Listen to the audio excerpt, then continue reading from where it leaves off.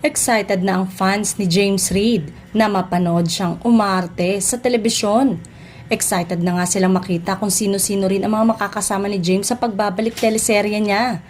Pero syempre, bago nga siya sumabak sa matinding aktingan sa harap ng kamera, kailangan daw muna niyang sumabak sa workshop.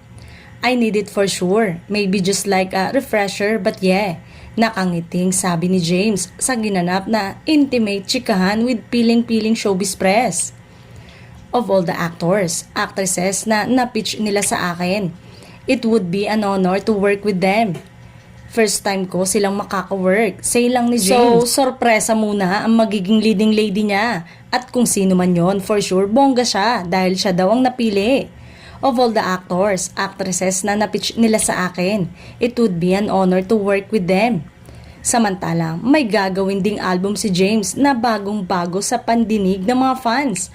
Unang-una sa karamihan nga raw ay Tagalog ang mga kanta.